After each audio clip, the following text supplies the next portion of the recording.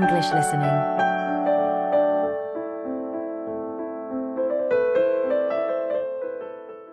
Topic 1. A complaint regarding a flight. Hello, you have reached the complaints department. How can I help you? Yes, hello there. I am phoning to make a complaint regarding a flight that I took with you recently. Okay. There are some details I will need to take from you first. May I have your name, please? Jack Dawson. That's D-A-W-S-O-N. And your address? It's 33 Hillcrest Road. That's Hillcrest. 33 Hillcrest Road. Is that in Exeter? Yes. And what is the postcode of the residence? It's AL698GQ. Thank you. Do you have a telephone number? Yes, the number at my office is 754688. That's good.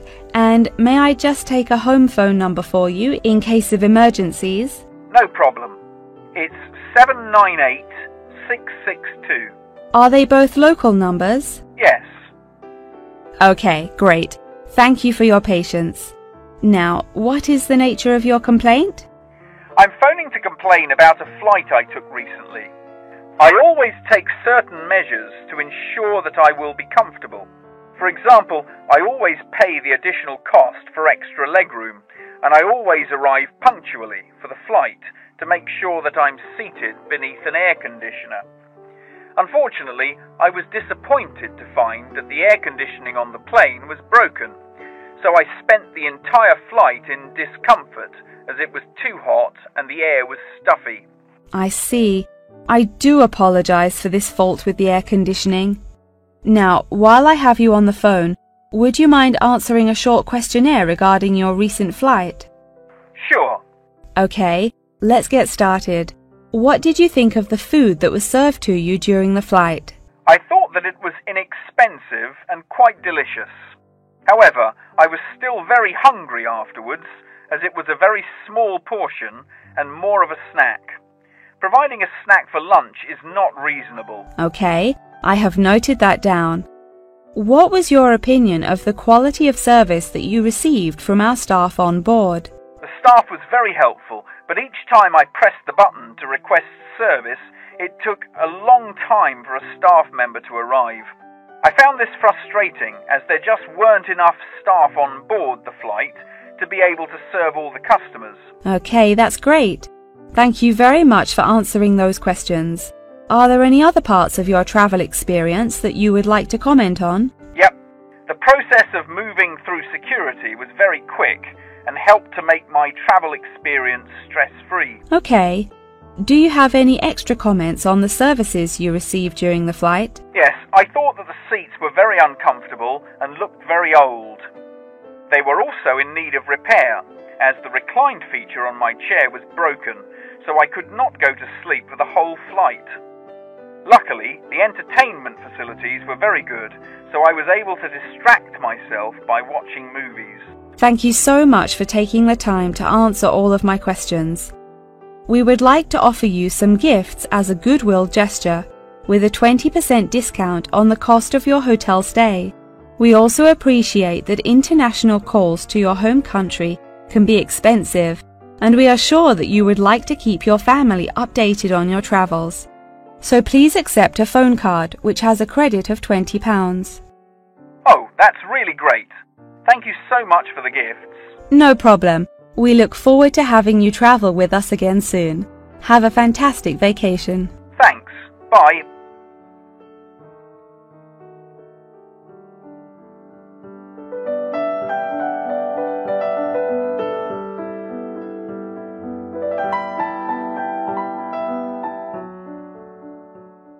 Topic 2.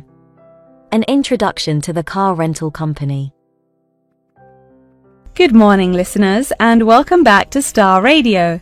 Today on the show, we have a visitor from Yazoo Car Rental, who is going to give us an insight into his company and into the public transport system. Welcome, Jonathan. Thank you for having me.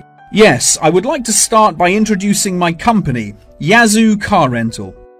We are the cheapest and most reliable rental company in the city and have won multiple awards for the quality of our services. This success did not come easily, however, and it proved important that we stay fresh and are always thinking of ways to attract new customers. Our first attempt to do this was to offer a free gift with every car rental, which we were confident the customers would be very interested in. The offer of a free Hoover with each rental, however, did not attract any new customers, so we quite quickly stopped offering it. In 2002, a new taxi company opened next door to us, and we started losing a lot of business to them. So we introduced an offer that we hoped might compete with their service. We offered a new package where you could rent a car with a driver for a small extra fee.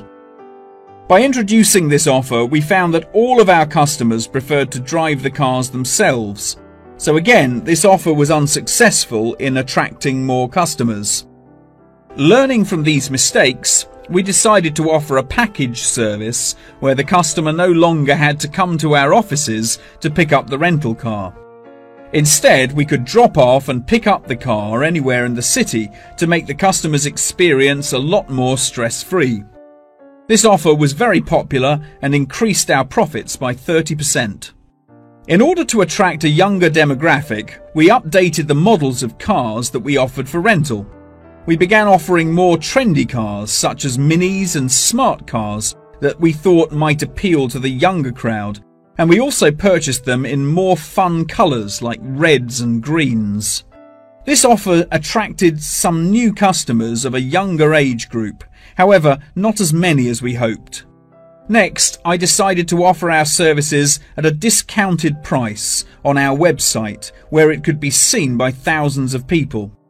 I thought that this could be a great way to attract a number of new customers who would never have heard of us before, and it worked fantastically well. Following the success of the discount offer, we had so many customers that it became necessary to open a new branch of the company in the centre of the city.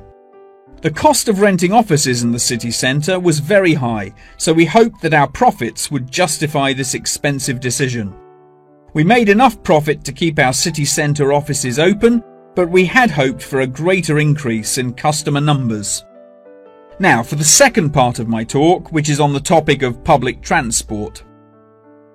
There are many benefits to public transport. For example, the recent introduction of bus lanes has meant that buses are now unaffected by traffic jams and are able to stay on schedule. Unfortunately, as fewer and fewer people are taking the bus nowadays, the service has become quite inefficient. This reduction in passengers may be due to the stories in the newspaper about the dangers posed to pedestrian safety by the buses. However, this is largely untrue, as buses are responsible for far less pedestrian-related accidents than cars. I use the bus service often, as car petrol is so expensive nowadays that the bus is far more affordable. However, if I am in a rush, I prefer to take a taxi, as they tend to get you to your destination very quickly, so you can remain punctual for your appointments. I also very much enjoy flying to my destinations, as the service is incredibly fast and the airports are always very easy to find. Personally, my favourite mode of transportation is the bus. Due to the lack of people using the service, I have found that the buses are never overcrowded, so there is always a seat available. They are also never dirty, as they get cleaned regularly. However, I have found that sometimes the bus can be over a half hour behind schedule, which can be very frustrating. There has been a lot of fluctuation in the price of bus tickets in the last couple of years. In the past, £1.80 for a ticket was enough to sustain the bus companies. However, as the price of fuel increased, so did the ticket prices. Now the ticket prices are declining as the bus companies try to encourage more people to use their service again. Well, that's all from me today. Thank you for listening.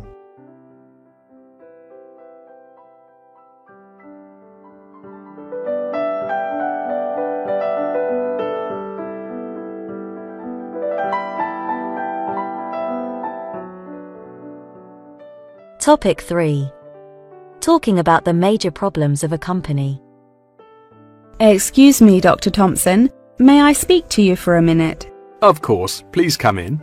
I'm Alexandra Jones. I'm studying business here at the university, and for my assignment I have to carry out a survey of people who own their own organizations. I heard that you are the founder of your own company, and I was wondering if I could ask you some questions about it. Yes, of course.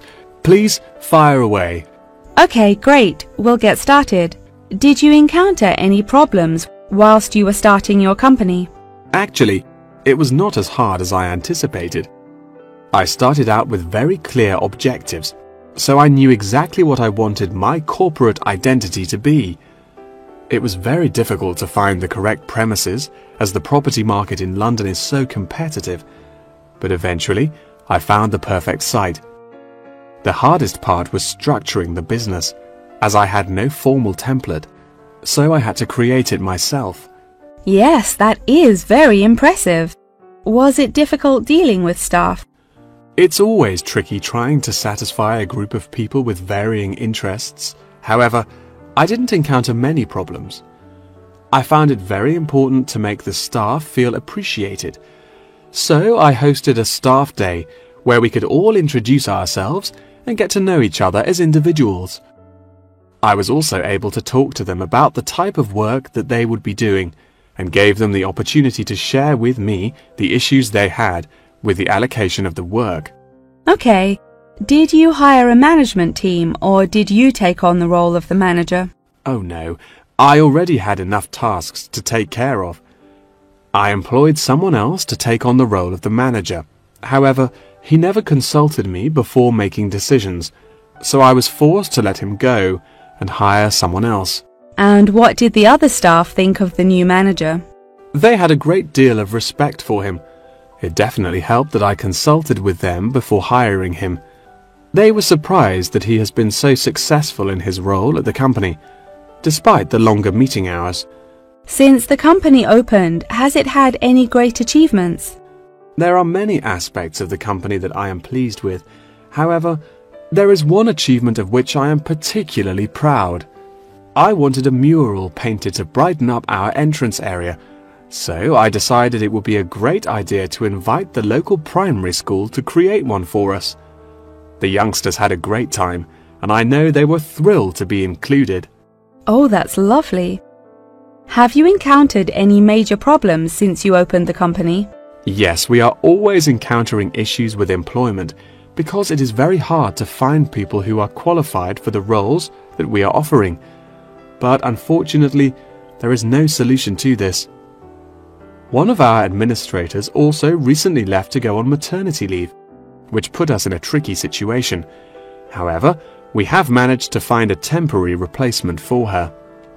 It's also now approaching the period when we must carry out our financial training, so I need to find a venue with enough space to hold everyone. It will be interesting trying to organize that event. Oh gosh, I can imagine. I find it hard enough to organize myself. Organization is a difficult thing to master, but it is also essential for success. Whilst I was learning how to stay organized, I realized that the role of motivation is essential. Okay, that's great.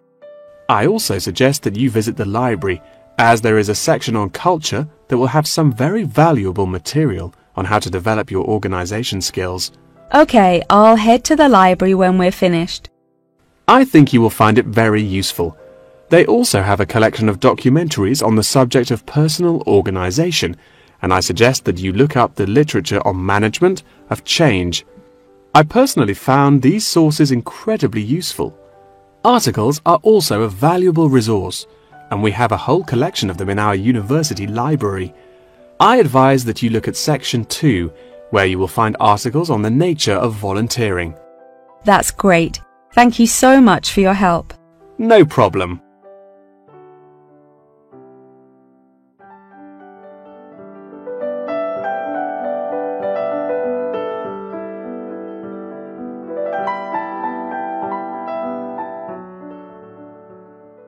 Topic 4. Relationship between climate and architecture. Welcome class to your very first lecture in this series on architecture, conducted by myself, Dr. Torben Dahl. Today we will be looking into the relationship between climate and architecture, where I will be giving you a critical overview of the main climate influences that shape the design of buildings.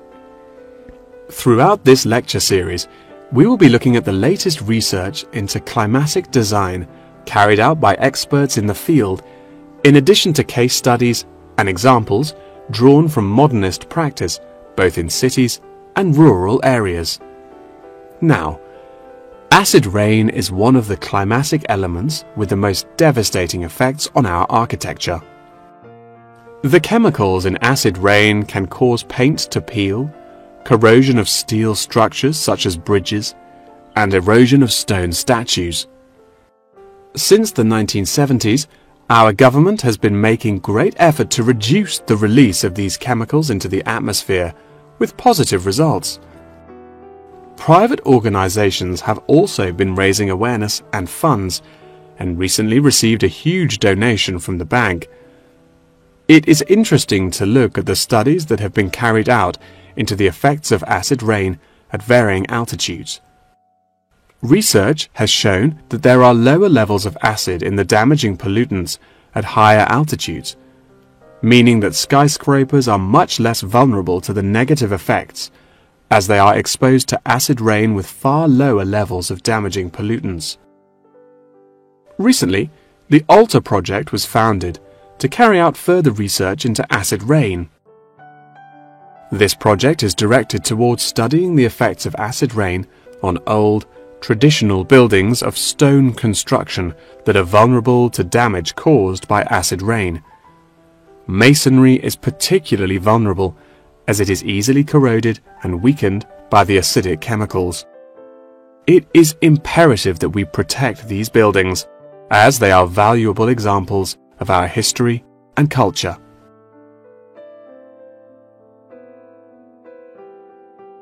Pollution is one of the main sources of concern in the present day. The construction industry contributes considerably as a source of pollution in its day-to-day processes of creating building materials such as concrete and glass. However, more new sustainable methods are being developed to counter this. A recent case study for this is Sky Tower, whose windows have been made from recycled glass to prevent pollution from the glass-making process. Water is the most problematic element to be considered in construction. It is imperative that construction elements, such as the insulation, are fitted into the building in dry weather to prevent it from getting wet. This makes winter an undesirable season for construction, as the heavy rainfall can have adverse effects on the building. Another climate type that has an enormous effect on buildings is humidity. Constructions made of steel and stone are largely unaffected by humidity. However, it can have a serious effect on wooden constructions if the timber has not been correctly treated. Moisture from the air can condense in the grain of the wood, which then swells and shrinks in proportion to the magnitude of change in its moisture content. This variation in size can have disastrous consequences. In areas of the world that are prone to earthquakes, certain design and environmental conditions are preferable for protecting buildings in the event of a tremor. Engineers have come up with numerous building procedures to help minimize shaking in buildings. For example, tall buildings have height restrictions and counterweights, and multi-story buildings have reinforced floors and walls. Ground conditions are a cause for worry in many constructions, as often the soil is of the wrong density to protect the foundations. Luckily, technology has now been developed that can help to minimize damage by earthquakes.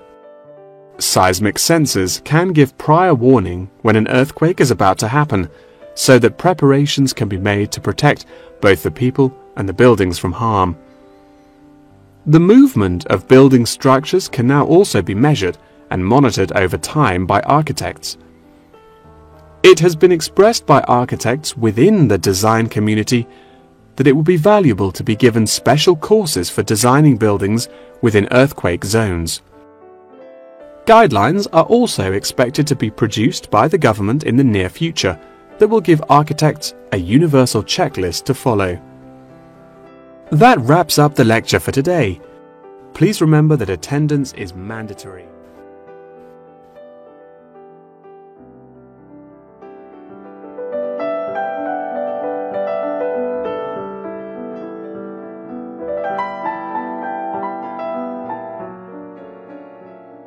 Topic 5. House rental inquiry. Hello. Thank you for calling Iris Rentals. How can I help you? Yes, hello there. I'm ringing just to make inquiries about renting a new property, and I came across a listing on your website that I'm interested in. Oh, yes. I'd like to find out a few more details if I may. Yes, of course. Can I take your name? It's Mary Collins. Okay, Mary. I'm just searching our system for the property details. Is there any information in particular that you were wanting? Does the house have a gym? No, the house doesn't have a gym. However, the house has a large swimming pool, which will be great for exercise and really refreshing during the summer. Oh, wow. That sounds lovely. What is the general layout of the house? This house is rather unusual, as the living room is located upstairs with the bedrooms, and downstairs at the ground floor is the dining room, which has a lovely view out over the swimming pool. Does the house come with a car parking space on the street? Oh, there's no need for that. The house comes with a big garage where you can park your cars, and there's also a lot of room for storage. It's attached to the house through a door in the kitchen.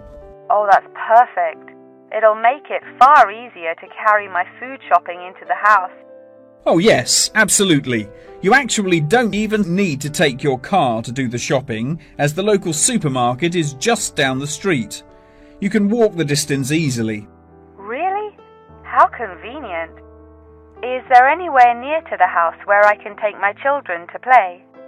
Unfortunately, there aren't any playgrounds nearby, but there is a park near the supermarket that would be great for taking your children for a walk. It would also be a great place for you to meet your neighbours. Yes, that's true. I love taking long walks in the park. I'm sure there will be a playground at the local school anyway. Yes, absolutely. The community has its own primary school, and there is a secondary school in the neighbouring community, so there are plenty of resources nearby for your children's education. Okay, great. What are the rental costs for the property? The monthly rent is $980, which is very reasonable considering the size of the house and the amenities that it has to offer. Does that figure include maintenance fees and bills? The bills are not included in that figure, but it does include any maintenance fees for the garden. That sounds like a very reasonable price.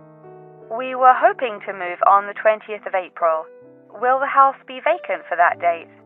The current tenants of the property are due to leave on the 20th, but the cleaners will need a few days to make sure that the house is clean and tidy. This would make the house officially available on the 23rd of April. Well, everything about the house sounds perfect. Exactly what I'm looking for. What date would it be possible to view the property? I have arranged for the tenant to leave the property on Friday, so I can show the house to prospective renters.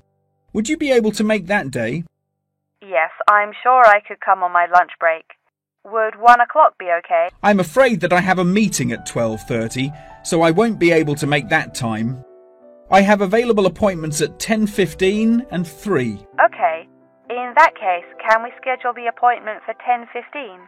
No problem. I'll book it into my schedule. If you wouldn't mind arriving 5 minutes early, that would be great, just so we can get started on time. Sure. What is the address?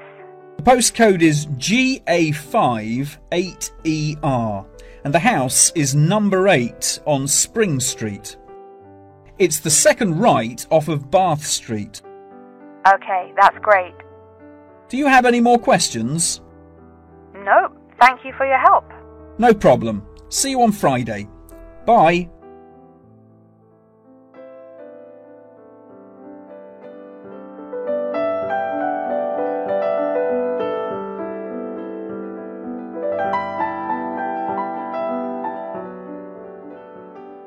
Topic 6. An introduction to Australian Wild Zoo. Good morning, everybody, and welcome to the Australian Wild Zoo. I would like to start by introducing you to the new features that we have added to our zoo in the recent renovation. Being the only zoo in the area, we receive thousands of visitors a year. We found that this huge footfall was too demanding for the facilities that we were able to provide, and so we decided to expand ourselves in order to give every visitor a brilliant and exciting experience. We initially intended to build a new dog walking area. However, we felt that the zoo should cater only to exotic animals.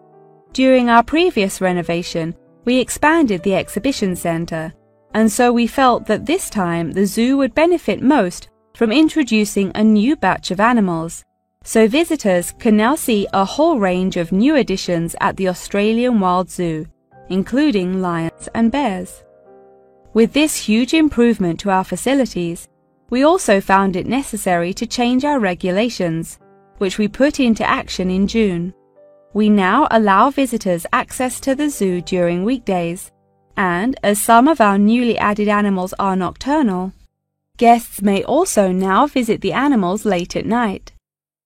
Unfortunately, some visitors had started feeding the animals during these late-night viewing times, which disrupted their feeding pattern, and as a result, we had to ban food in the viewing areas.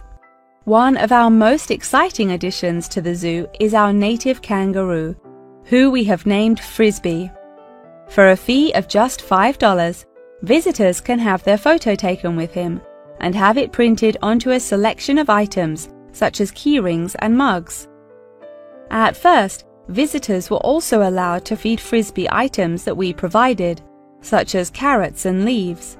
However, some guests started feeding him hamburgers and chips, so we were forced to forbid visitors from feeding him.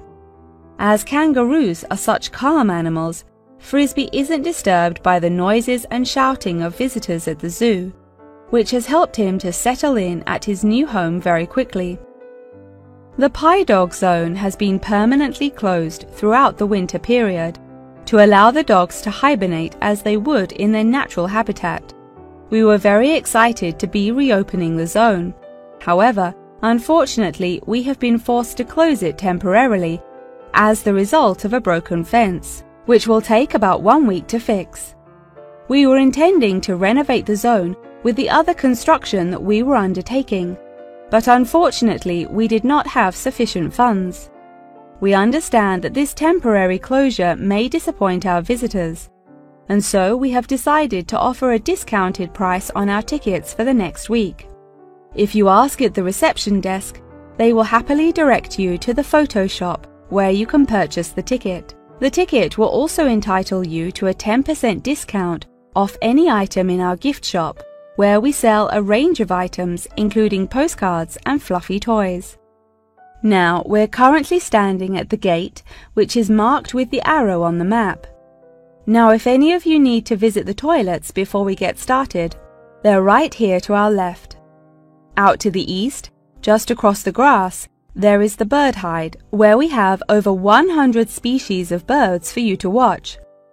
We even have an interactive zone, where you can feed them with seed and take photographs with our parrots.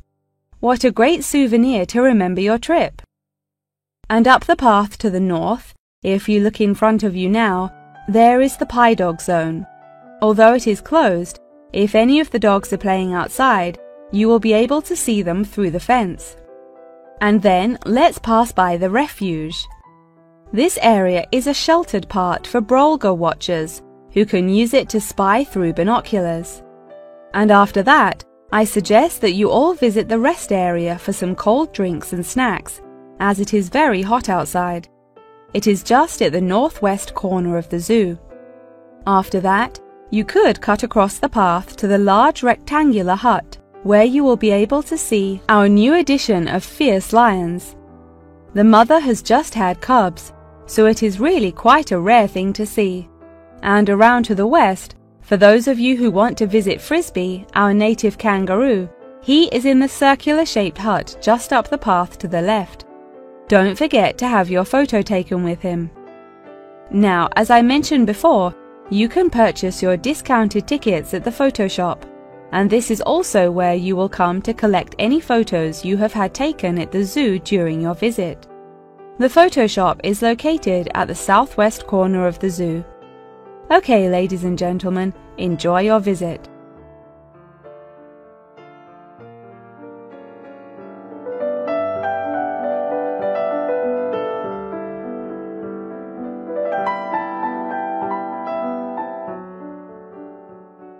Topic 7.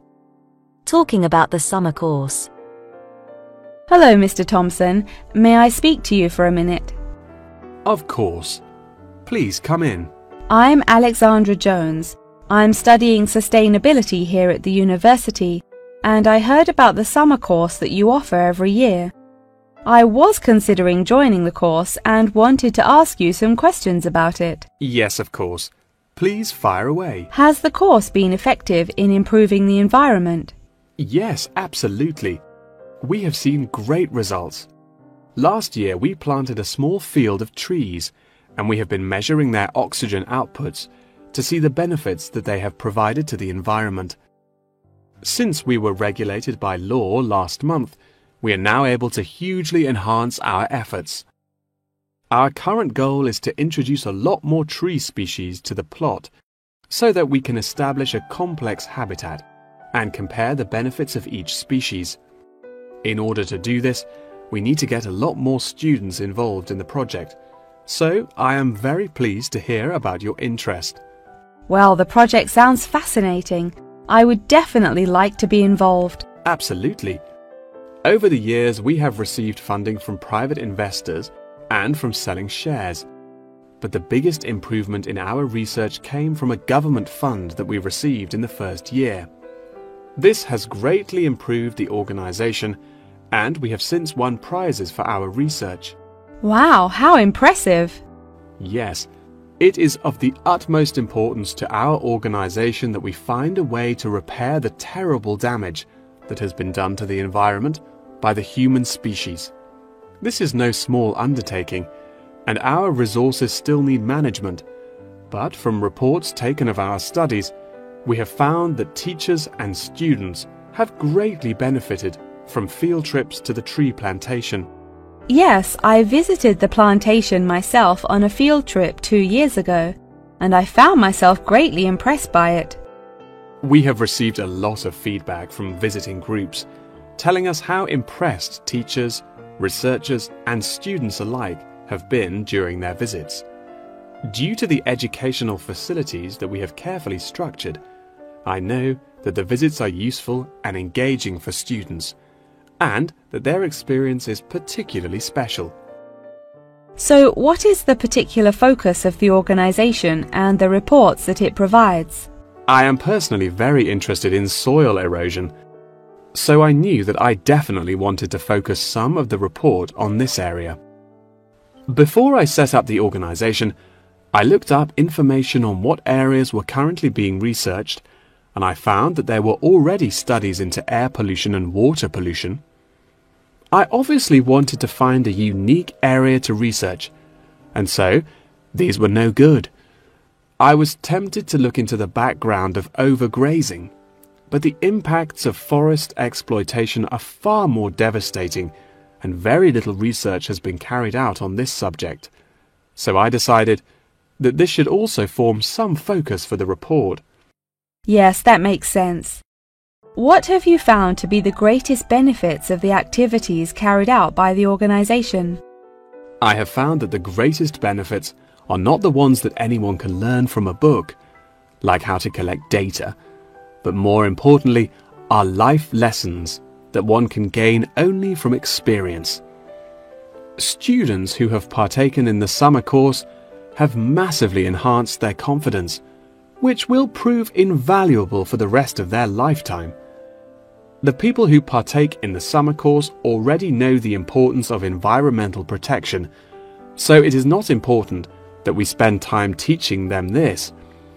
Students instead benefit from learning the importance of punctuality, as each day they have to wake up early to make sure that they are not late for their practical experience sessions. If I decide to attend the summer course, what will I be doing for the rest of the time when no activities are going on?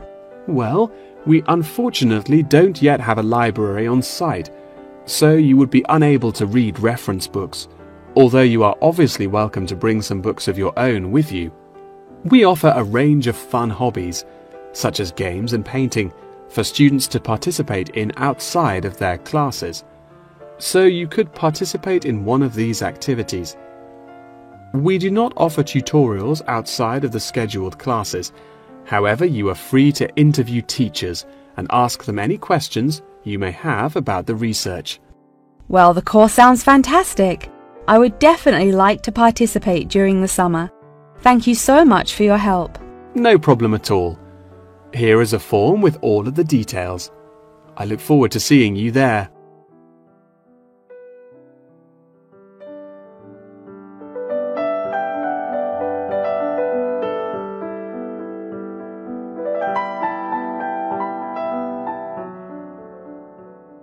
Topic 8. Robert's Company. Good morning. In the last few lectures, I've been talking about the history of technology in the modern world. But today, I want to use Roberts as our case study, which is a company that develops complex camera technology for a range of industries and disciplines. Since the camera was invented in 1816, it has changed and improved dramatically, with cameras now in existence that can fit on the head of a pin. The company has been founded on a series of principles by which the company operates in its day-to-day business, the most important of these being to enhance the present development of camera technology. Roberts has a philosophy pioneering innovation, having been responsible for the invention of numerous technologies since it was founded by Dwayne Roberts in 1957. It has achieved many of its aims over the years, but its principles and founding aim persists through time, which is to explore new facts and imagine the unimaginable. The cameras produced by Roberts have a multitude of potential applications that are currently being explored. One of these is an anti-gravity camera that they aim to attach to a space satellite, from where it will record live, high-definition video and provide fascinating new views of planet Earth. It could also prove useful in exploring other planets by providing researchers with never-before-seen images of the universe.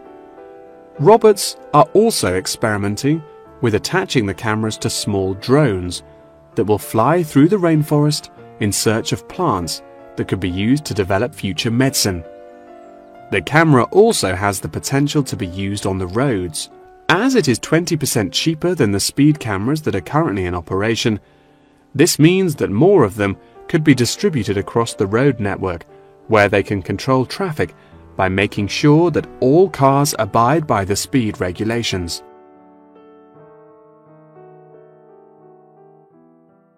Despite this diverse range of potential applications, the cameras are presently used for very different, more domestic purposes.